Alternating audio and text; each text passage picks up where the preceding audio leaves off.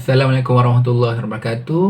Terima kasih kerana sudi lagi bersama-sama dan setia untuk menonton kisah-kisah daripada rancangan Nukilan Misteri. Okey, pada hari ini aku akan membawakan satu lagi kisah. Kali ini aku nak bawakan kisah mengenai pengalaman Muhaimin dan rakan-rakannya menyewa ataupun menginap di sebuah banglo di Fraser Hill. Jadi sebelum aku mulakan kisah kita pada hari ini, aku nak minta jasa baik korang untuk like video ni dan subscribe. Kisah ni dia mengisahkan tentang seorang pemuda yang bernama Muhaimin. Okay, waktu tu Muhaimin ni dia dengan rakan-rakan dia bercadang lah untuk pergi bercuti di sebuah banglo yang terletak di Bukit Fraser. Jadi diorang bertolak ke Bukit Fraser ni daripada Kuala Lumpur dalam lebih kurang pukul 2 petang. Diorang sampai ke sana tu dia ambil masa dalam tempoh 3 jam lah.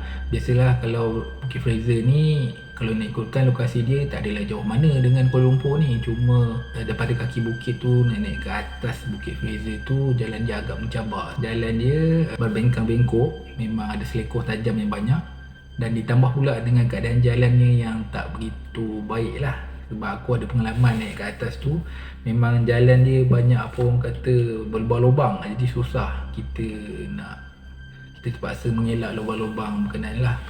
Dan satu lagi jalan kat situ, dia punya jalan lorong dia agak kecil. Jadi setelah menempuh perjalanan naik turun gunung tu, dia orang pun sampailah di depan banglo ni. First impression si Muhaimin ni bila tengok banglo ni ialah indah lah. Cuma dalam keindahan tu dia ada rasa sikit seram.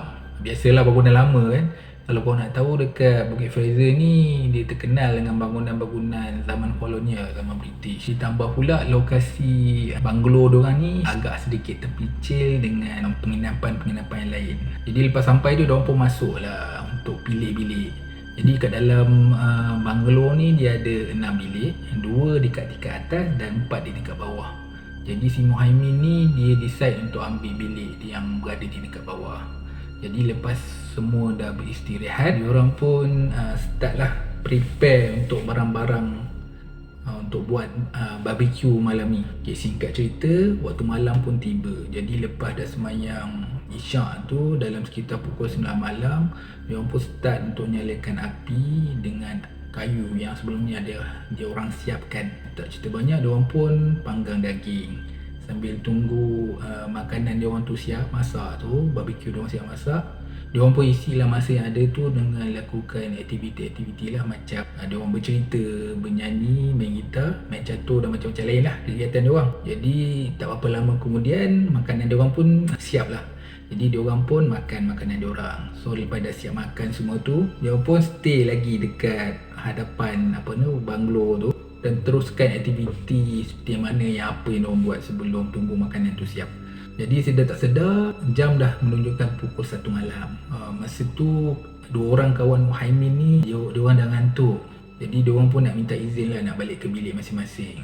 Waktu tu kawan-kawan Muhaimin ni diorang ada bawa pasangan diorang lah, diorang ada bawa girlfriend.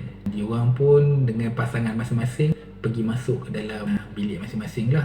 Jangan salah faham pula, diorang memang bawa pasangan tapi tidur bilik asing-asing. Jadi tinggallah si Muhaimin dengan 4 lagi orang kawan dia tu.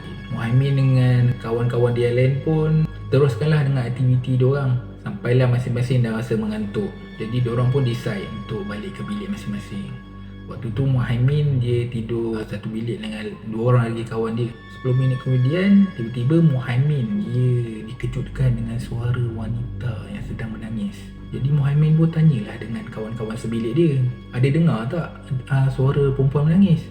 Kawan-kawan dia cakap, dengar, kita orang dengar ada bunyi, ada pun suara perempuan menangis. Jadi diorang pun decide untuk cari daripada mana sumber ataupun punca suara tu datang kan. Jadi cari, diorang dapati yang suara itu berasal dari sebuah pohon beringin yang memang ada di depan banglo yang diorang sewa tu. Jadi Muhaimin dengan kawan-kawan yang sebilik dengan dia terus keluar, berkumpul dekat tengah-tengah ruang tamu banglo tu lah. Waktu diorang dah sampai ke ruang tamu tu, kawan-kawan dia lain yang dekat bilik bawah dengan bilik yang kat atas dah ada kat situ dah. So bila diorang dah semua ada kat situ, serta-merta suara yang diorang ataupun tangisan yang diorang dengar tu tiba hilang.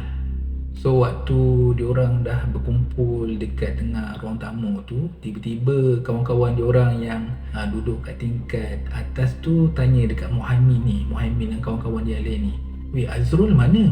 Dia tak ada pun dengan kita orang kat atas tadi. Kita orang ingat dia orang dah turun ke bawah ni." Si Muhaimin pun cakap lah, bukan dia dengan korang ke kat tingkat atas? Mana ada dia turun bawah?" Makna kata kawan dia si Azrul ni tak ada, missing in action. Dekat atas tak ada, kat bawah tak ada.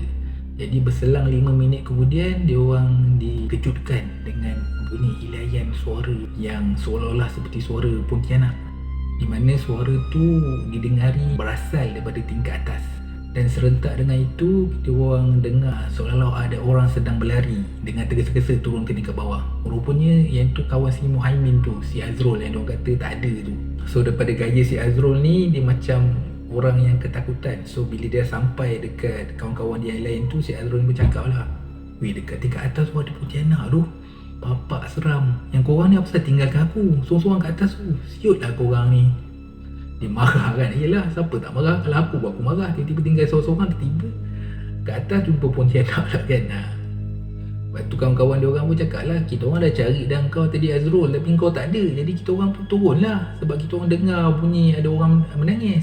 Jadi si Muhaimin dengan kawan-kawan dia lain pun tanyalah apa jadi ataupun apa kisah yang terjadi dekat si Azrul ni. Menurut si Azrul ni, waktu tu dia keluar kejap, dia nak pergi ke bilik air lah. So waktu dia nak keluar tu, kawan dia yang lain yang satu bilik dengan dia tu tengah tidur berselimut. Jadi waktu nak pergi dalam perjalanan ke bilik air tu, dia macam nak pergi check lah bilik awek si dia ni kan. Biasalah boyfriend yang mengambil berat tentang awek dia. So dia pergilah. Maksudnya dia ketuk lah bilik awek dia, tapi macam tak respon. So dia buka, dia nampak lah awek dia tengah tidur. Jadi dia masuk kejap, dia macam nak panggil lah awek dia kan. Masa panggil awek dia ni tak respon. Jadi dia masuk lah, dia macam nak kejutkan. Waktu dia nak kejutkan tu, dia pegang tangan. So masa dia pegang tangan awek dia ni, dia rasa macam sejuk sangat tau. Tangan dia tu secara tak sengaja kena rambut si awek dia ni.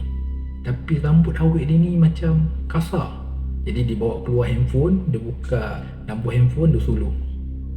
Bila dia suluh, dia terkejut. Rupanya apa yang ada kat atas katil bukan awek dia, tapi ada seorang perempuan rambut kusut masai dan kulit putih pucat. Lepas tu bila dia zoom ke muka tu, nampaklah dengan wajah yang bodoh, tak ada biji mata yang hitam tu, putih je. Lepas tu dengan gigi taring, ada sikit kesan darah. So serentak dengan tu, benda tu mengilai. So bila dengar macam tu, si Azrul ni dia tak tunggu lama, dia terus keluar dari bilik tu. Sambil dia berlari tu pun masih dengar suara ni, suara hilayan dan ketawa si Pontianak tu macam dia mengikut si Azrul ni kan. So dia lari sampailah dia menuju ke bawah. Sampai ke bawah dia jumpa dia orang ni. Bila dia orang semua dengar je cerita si Azrul ni, semua rasa takut. Semua bulu roma masing-masing semua berdiri kan. Jadi malam tu dia orang decide untuk semua berkumpul dan tidur dekat tengah-tengah banglo tu lah, ruang tamu banglo tu. Jadi waktu malam tu pun adalah juga gangguan. So mostly gangguan yang diorang dapat ni macam gangguan hilayan tawa tu lah. Diorang pun ambil keputusan sebelum tidur tu, diorang baca lah sedikit doa-doa apa yang diorang tahu, sampailah gangguan tu hilang. So dalam sekitar pukul 3 pagi atau 4 pagi jugalah baru gangguan tu hilang dan diorang pun baru dapat tidur. Keesokan paginya, diorang pun tak tunggu lama, diorang pun bersiap-siap berkemas untuk beredar lah daripada banglo tu. Walaupun kalau ikutkan jadual, diorang menyewa dekat banglo tu selama 3 hari 2 malam. Tapi dah jadi macam tu, diorang pun angkat kaki lah. Jadi sebelum diorang tinggalkan kunci tu, diorang pun sempatlah bertanya dekat owner banglo tu. Menurut owner ni lah, owner banglo ni, dia kata bangunan ni sebenarnya bangunan zaman British dulu, memang dimiliki oleh seorang orang British lah. Cuma banglo ni dia tak siap, dia terbengkalai. Jadi si owner ni dia keluarkan bajet, dia beli banglo ni dan dia renovate dan dijadikan sebagai Airbnb lah. Tapi apa yang peliknya, menurut si owner ni, dia kata kalau ikutkan sebelum ni kejadian seperti ni tak pernah berlaku pun dekat banglo ni. Cuma kali ni je first time jadi. Jadi menurut owner tu, kemungkinan lah, mungkin dia kata dia tak nak tuduh tu, kemungkinan ada salah seorang daripada korang mungkin ada terbuat benda-benda yang kurang sopan, dan benda halus yang ada di banglo ni macam dia tak suka lah. Mungkin kemungkinan. Wallahualam. Sekian.